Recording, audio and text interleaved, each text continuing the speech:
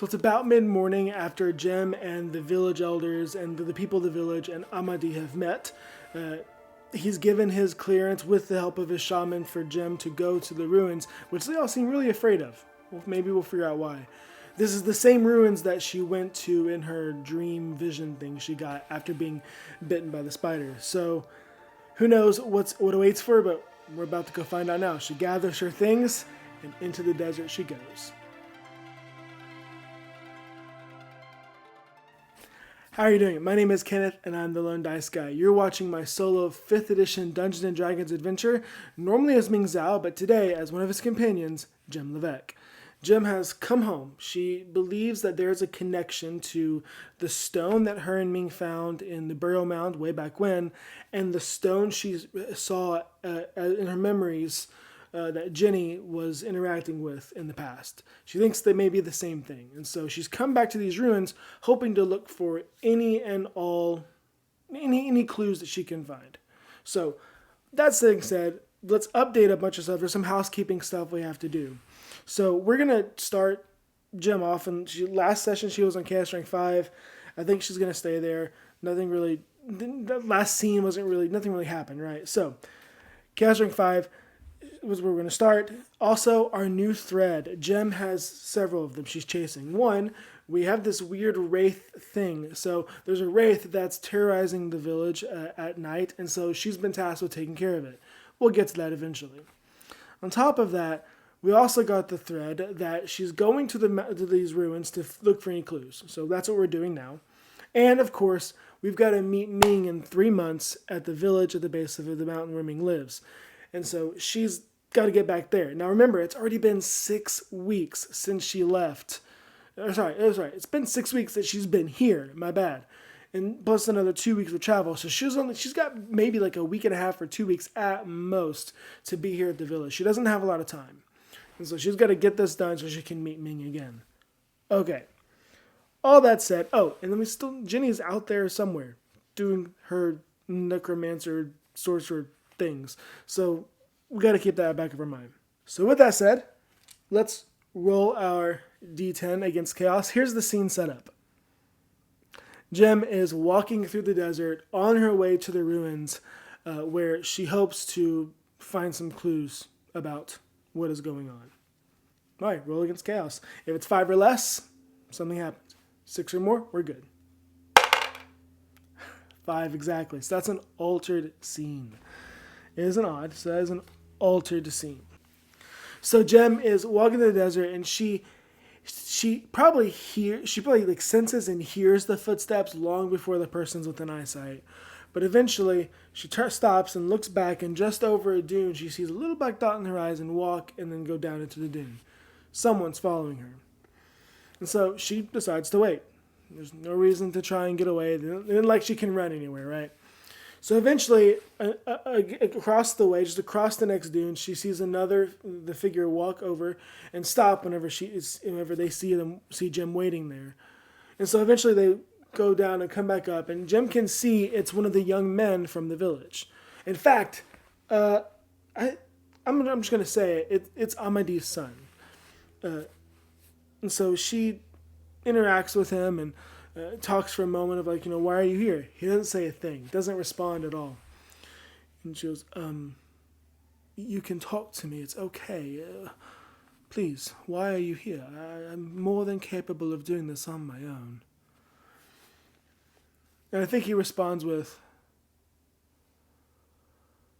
my father said I can come to help you, and I want to help you. Okay. But why? Why do you want to help me? I am cursed, after all. Because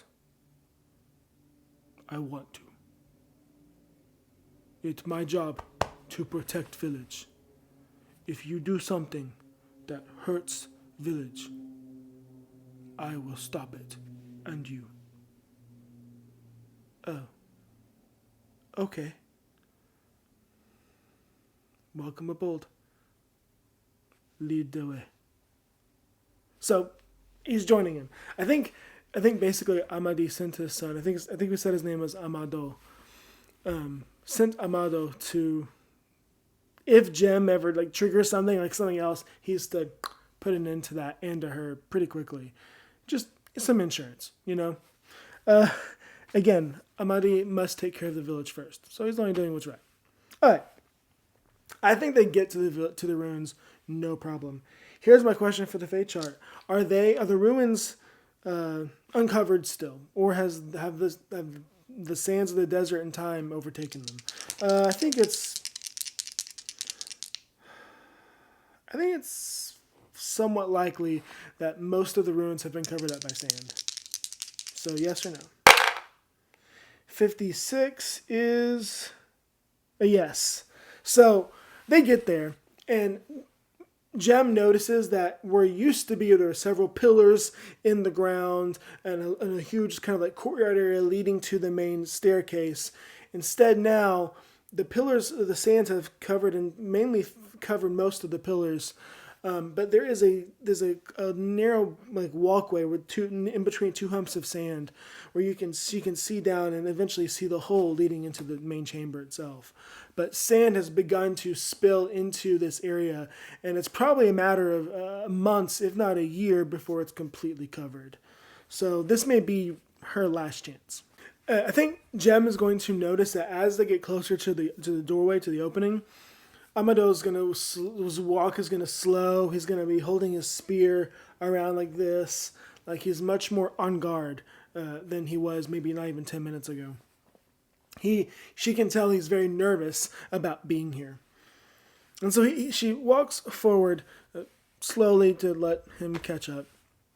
But eventually they get to the entrance of the stairway going down. It's just like Jem remembers in her memories, except slightly, realer. She turns to Amado. You don't have to go inside if you don't want to. You're more than capable of waiting here. I won't tell anyone. No, I will go in because my father entrusts me to help you or to stop you. I will do that.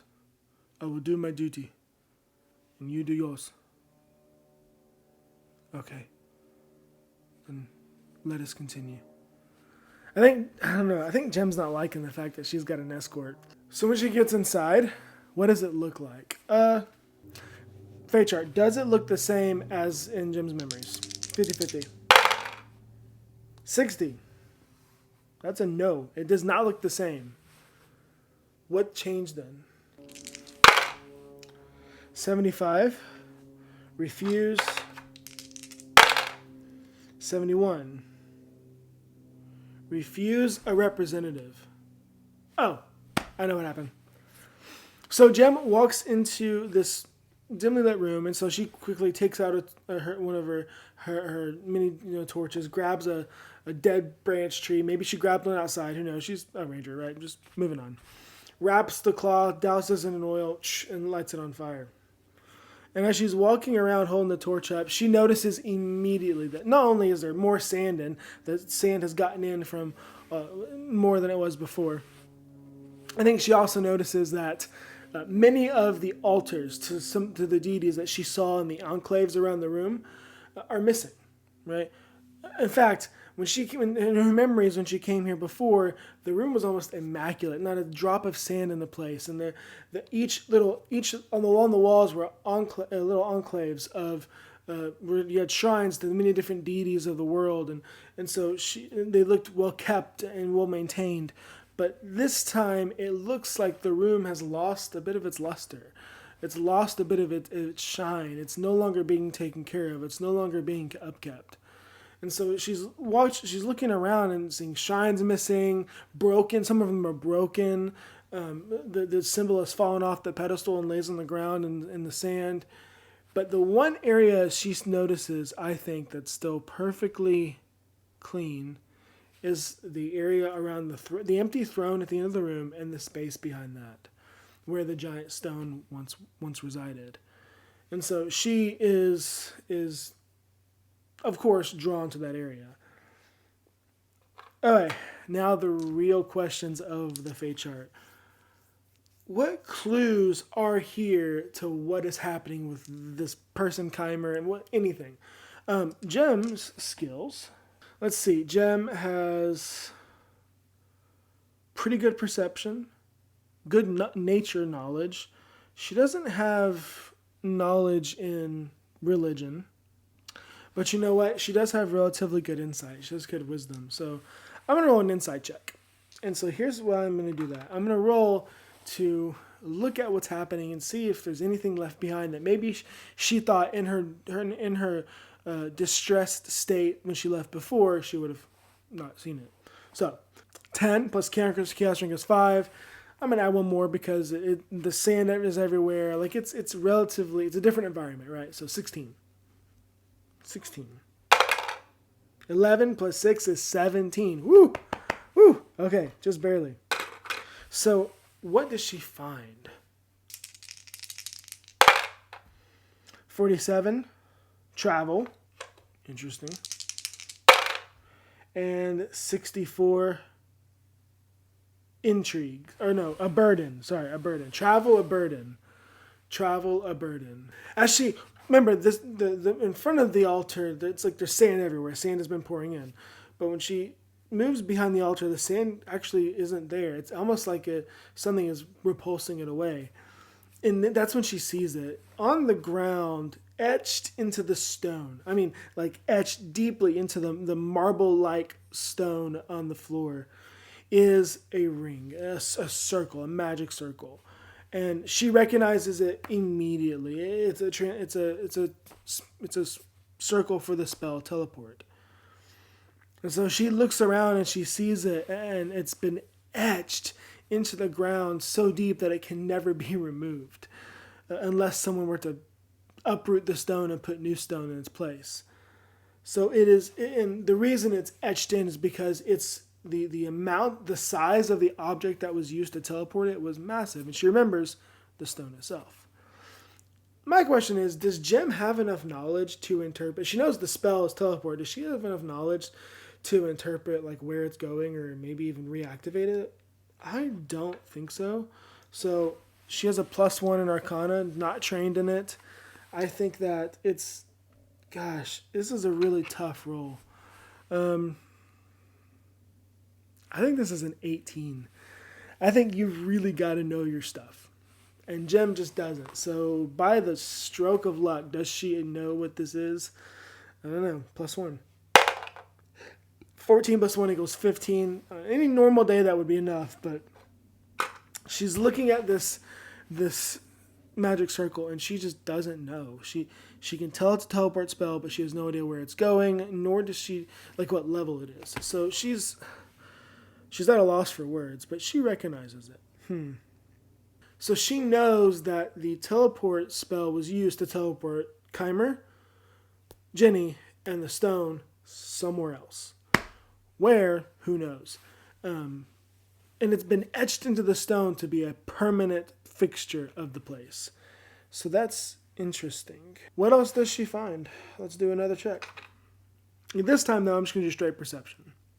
And DC 16 again. 18 plus 6. Yeah, she's got it. What does she find? So it has to be something that is less like straight up in the open, but something more hidden, something like that. Let's roll. 71. Trick. Ooh. And 100. Trick information. Trick information. So false information or something that's... I got it. I think that Jem... Trick information, right? I think that Jem's walking around the room, looking at the teleport circle, seeing that, that's what it is. There's no new information there. But she's looking around the room and on the walls. And she notices a couple symbols in the circle match symbols on the wall. It's some language that Jem just doesn't know or understand. But so it could mean anything for all she knows. And she goes over to one wall that looks slightly, ever so slightly different than the others. And she looks at it and it's a different color. It's the same color, but a slightly lighter shade. Or it has, the dust around on it and around it isn't as heavy and as thick. And everything in her mind tells her this is maybe a fake door. But it's huge stones. There's no way that it's a fake door, right? Because we rolled fake trick information, I think this is a fake door. Does Jem have the wherewithal, the knowledge to open it? Just a straight intelligence check. Yeah. So yeah, +1, and I think the DC is gonna be maybe 10 + 5. I think just straight 15. Nice. 16 + 1 is 17. Ah, okay. So she's walking around, putting her hand on the door, and she feels like at the bottom of it, she can feel a little breeze coming from underneath the crack. Like she knows there's something behind this door. And she's going to pushing on it, and she can't move it. But then she notices that one area looks particularly more worn than the others. It's a little nub, and so she reaches up and touches it and pushes, and it starts to give way. Like it just ever so slightly, she's pushing more and more pressure on it. And eventually she feels it click, and something makes it audible whenever she does that. And the wall starts rising to reveal a passageway. I think at this point, Amado's like standing back behind, like, what are you doing? You cannot go in there. You cannot go in there. You will die. This is a dangerous place. You cannot go in there. I must. There might be a clue in there of what happened here many years ago. I must go in. Again, you are more than welcome to stay here. I will do just that. I will do just that. I will stay here, and if you come out and something is wrong, I will deal with you. Okay. So she's going in alone. All right. Let's roll this up real quick. So I use this tool quite a bit in my solo play and in my group play now. It's called the 5-room dungeon generator. So something really short, really easy, and you only need 5d6. So, and a d12, my bad. So here we go. Okay, so we have 11. So it's like a T-shaped dungeon, right? So it's a long hallway, and then it goes dead into 2 different enclaves from there. Okay. What do we got in this dungeon? So, 5d6. So first one, 2. 2, 5. Device. There's some kind of device in this dungeon. Interesting. Then we've got 6. 6, 1. Role play. Okay, so a ton of that going around, huh? 5, 3. Stealth. 6, 3. Revelation. 2, 1. A puzzle. There's a device. Some roleplay needs to be had. Some kind of stealth element. Something that we're going to learn. A revelation. And some kind of puzzle. Alright. I think the first room is going to be some kind of puzzle, right? Yes, getting through the door. Good job. But you got to get past this. Now, as a DM, if I was DMing for a group, I would design the puzzle and all that stuff. Instead, what I think it is Jem walks into a room and sees several different jars and vases and different containers, very similar to a burial place where they, like in Egyptian pyramids, right, where the canopic jars, they took out the innards and put them in jars, and that's kind of what's going on here, I think. And they're all various shapes and sizes. They look at very different cultures. She sees elvish ones. She sees dwarven ones. She sees ones from human land. She's just all over the world that has some kind of culture, and it's all represented. And I think, I know what's going on. I think what's happening is all these jars are around, and there's a pedestal in the middle. And one of the jars fits on. There's an indent, right, where you can set a jar, and only one of the jars has the contents that the puzzle looks for.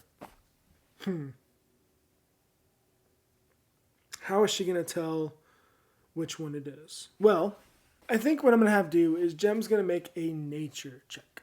So knowing how things decay, she can tell immediately these are canopic jars and some kind of burial place.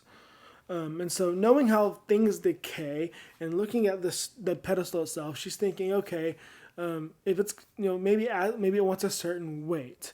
And so she's gonna make a check to see like which jar looks up to be about the right age, the right amount of dust and cracks and things like that. I don't know. I think that's gonna be 10 plus 5 plus 1, 16. And this is plus 5. Nice. 10 plus 5. Oh, it's 15. No, she fails. Okay. All right. So Jem sees an old dwarven urn, and it's like made of pewter with inlaid bronze, and around the top of it with the jar that's also made of pewter, and bronze has been like etched, been poured into etchings showing some kind of characters that Jem doesn't know. She doesn't read or speak Dwarvish. And so she picks it up. It's quite heavy, so it's still relatively new. It's been here maybe in the last 50, 60 years. And she puts it on the pedestal, right? It's not what it's looking for, but it does start sinking a little bit. So Jem thinks she got it right. So she's looking around for something to happen. And I think at that moment, she hears the like darts shooting out from the wall before seeing them. So I'm going to give her a reflex save. And I think the DC for it, well, actually, no, I'll do an attack first. I'll make an attack and that'll be the DC. 15 plus 3, so 18 is the DC. And her reflex, it's dexterity. Sorry, older editions. Her dexterity is plus 9. So, yeah, she has to score 15. 5 plus 9 equals 14. Ugh! Okay, so she tries to dodge. She tries to quickly step back, but I guess maybe she like trips over one of the urns and knocks it over and goes down, and she just feels a into her shoulder as 3 darts hit her for, oh jeez. Okay. 8 plus 3 equals 9, 10, 11 damage. Yikes. And so she takes 11 damage in her left shoulder. Are they poison darts? 50-50, it's 80. That's a no. So they're not poison, thankfully. Oh, well, if they're not poison, then what are they? I'm going to ask a question in the fate chart. I think it's likely. 35. That's a yes. Okay. They're not poisoned per se. Instead, Jem, whenever she pulls the darts out, throws them down on the ground, and she feels the familiar sensation of the spider venom coursing through her body. But by now her body's built up the resistance to it, so she's not going to go into like a trance like before. But she's definitely in a altered state. So -1 to all her rolls, saves, attacks, everything. All right. Yikes. So -1 from that. So she failed to avoid the trap that was here. And I think that goes with device, right? I think that goes with device and puzzle both.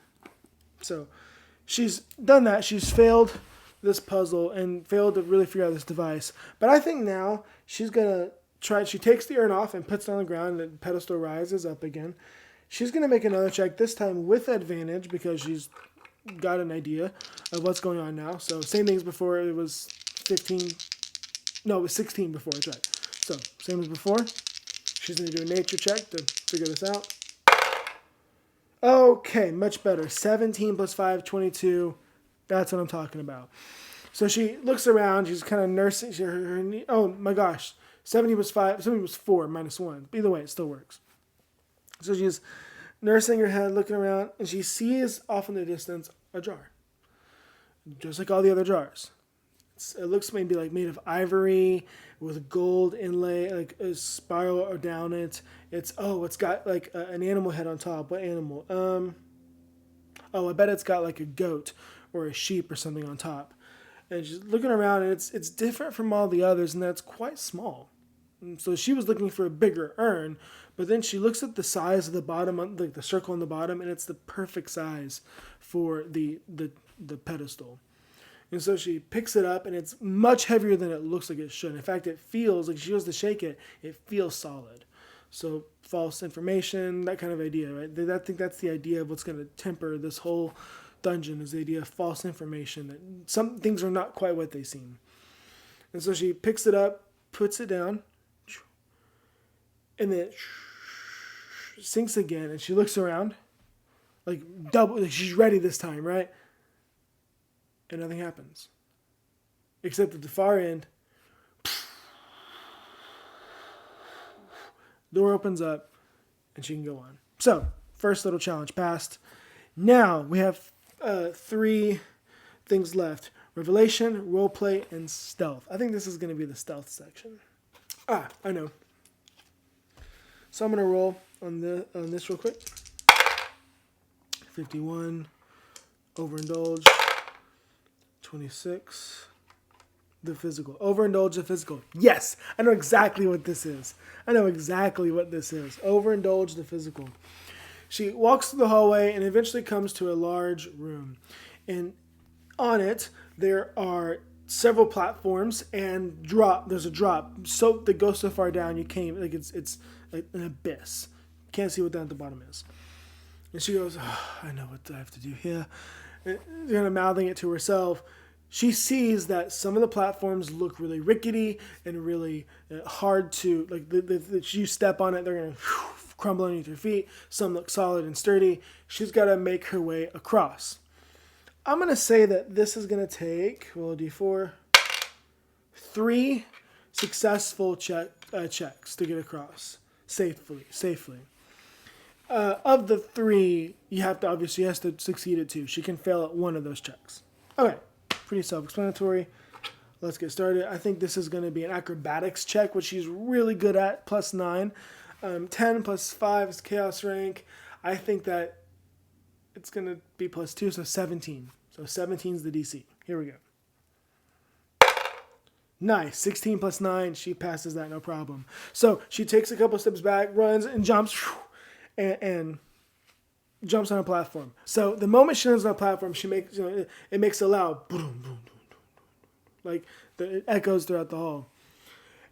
And she's going to make a quick reflex save, which she will. It's going to be 17 again. Just this whole room is 17. 19, but she makes it this time. Good.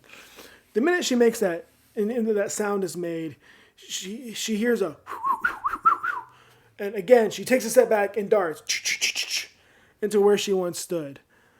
And she grabs her mouth. She realizes that this room is tuned to sound. That wherever sound is made, their darts are going to shoot. Okay, so she's got to jump, make an acrobatics check, and stealth checks. Okay, here we go. This will be fun. So, another acrobatics check. Remember, DC is 17. Natural 20. Boom, baby. That's what I want to hear. She makes the jump, no problem. And because she got a natural 20, I'm going to make her stealth check that with advantage. 9 plus 5 equals 14. She fails this one. So she takes it to the back. She jumps really hard, right? Lands perfectly on a nice, sturdy, solid platform. But again, makes a boom when she lands. She fails her check to her stealth check. So she's getting hit. It means a reflex save. She got a natural 1. Goodness, Jem. Goodness. So that's, that's going to hurt her for sure. Oh no, 4, 2, 6, 2 more, it's 8, 2 more, 4 is 12, and 3 is 15. She takes 15 points of damage. So she lands, boom, again. She takes a step back thinking the darts are going to come down from above, but feels them as they light up her back. Oh. And she quickly pulls them out, little needles out, but she's hurting. And again, she's feeling woozy from the spider venom that's on the tips of these darts. So she's now going to be at a -2. Yikes! And all that she does. And yes, she still succeeded even with the -1 last time. So, okay. Yikes! She's at -2 now. The more attack she takes, the more negative it's going to be going forward. So, all right. There we go. Oh, she got one more check. So, one more acrobatics check. 12 minus 2 is 10, plus 9 is 19. That's going to pass. Thank goodness. Stealth check. 4 minus 2 is 2, plus 6 equals 8. Or plus 9, sorry, is 11 still. doesn't pass. So she's really good at jumping, but she's not good at staying quiet when she does so. She's not a ninja. So again, boom, she lands hard. Reflex save, 17. 9 plus 9 is 18. Yeah. And yes, those of you at home who are following along and making sure that I am following the rules are going to immediately notice that yes, Jem did fail that dexterity check. It was 18 minus 2 should be 16 because of the -2 from the poison and not 18, which would be a success. So that's on me. I messed up. But you know what? I'm going to say rule of cool and move on because can't change the past now. I only noticed my error in editing. So either way, you're very right. Jem should have failed that, but we're going to move on. Sorry about that. Even though I've got 15 years of experience DMing and playing D&D and all this other stuff, hey, even I'm human. Moving on. Thanks. Yes, she does succeed this time. So she's learned, right? So she lands, boom. And this time, it's almost like she can tell where they're coming from. She takes a step back, they step in front of her. She goes to the side, they go past her. She drops down, they go over her. So she avoids all the different darts this time. She stands up, and there's only one more gap left, but it's so close she doesn't have to roll for that. She hops on, lands, and she's made it across. We move on. Hey, stealth roll, stealth time. Interesting. So I wonder what this place was built to do. Why? What are they trying to protect? Some kind of revelation and roleplay here, but interesting. Ooh, I wonder if it's connected to the wraith that's attacking the village. I don't know. 50-50. I have no clue. 0-2. That's an extreme yes. It is definitely connected to the village. What? It's connected to the wraith that's attacking the village. Oh no, I got an idea. Just like the stone that's in the mountains, right? That whenever it was destroyed, stronger monsters came up out of the Underdark and are about to besiege Deep Yord. I think that this stone was here keeping some kind of power in check underneath the ruins. I think it was essentially, it was like what was used to seal the power underneath. And this power now has got out. It's now released. Okay. I get it. I know what's going on. So, Jem is about to, yeah, I know what's going on. I'm fully aware. The revelation makes total sense now. We just got to role play it out. Okay, we have so she gets to the end of this hallway, and there's a left and a right. Okay? So she looks at both, and she doesn't know which way to go. So, D6, evens will go this way, odds will go that way. Evens, this way it is. Alright, so what's on this side? Revelation and roleplay, puzzle device. I think this side's gonna have, is the door locked? There's a door. Is it locked? 50-50. 60. No, it's not. It's unlocked. So there's a large wooden door at the end. So Jem reaches up and pulls down the latch and pulls. It makes a screeching, scraping noise against the stone and the hinges that haven't been opened in who knows how long. And she and then pulls it open. And inside, I think she's going to see an altar. And this altar is going to actually have candles around it that are currently lit. And I think she notices immediately that they're maybe not regular candles. And on the altar, what's on the altar?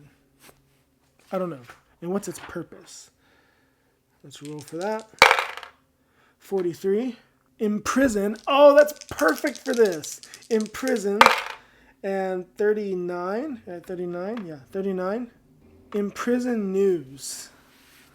Imprison news. I'm gonna roll that second one again. I just don't know. 96. Imprison the public. So Jem walks forward into this room, and she can tell the candles are lit by some magical force.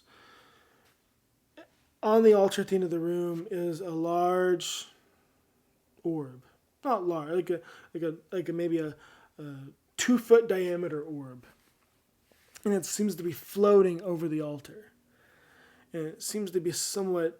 It's almost looking. It's like looking at what looks to be a current of liquid inside, flowing and moving and swirling. It's got a weird purplish glowing aura. The inside the liquid looks silvery, and that kind of thing. And occasionally, to Jem's absolute horror, she sees a face like pop up in the flow, and then quickly wipe away. There's something malevolent inside. She doesn't want to go any closer. Does Jem know what this is? I think, based on her family's history, her training, I'm going to give her a +6 on this to intelligence, so +7. And I think that this is going to be 10 + 5 chaos rank. I think it's be an 18 +3. So she's got to roll an 18 to know what this is. Oh. She rolls a natural 1. She does not know what this is at all. Okay. So she walks up to it and looking at it, and it's totally foreign to her. I don't think she's going to touch it. I'll do a wisdom save, 15 DC. Just straight save DC 10. 5 + 2, 7. She's unable to resist the urge. She must touch it. Okay, so she slowly reaches forward, and holds back her hand, but then touches it again. And what happens? We'll find out next time. So Jem's kind of going through this little mini dungeon. She's only got one thing left, some kind of revelation that needs to happen, and roleplay will come from that. I think I know what's going to happen with that, but still, that'll be next time. Jem's touched this silvery, purplish thing, whatever it is. Nobody said that my characters were the smartest tools in the shed. So, all right. That's all we have time for this session. Thank you so much for watching. Make sure you do all the dumb YouTube stuff. Like this video. Subscribe to this channel if you want more. I'm really enjoying it as always. And I think a couple more sessions left with Jem before we get back to Ming. So thank you so much for watching. As always, I'm Kenneth Lewandowski. Have a great day and God bless.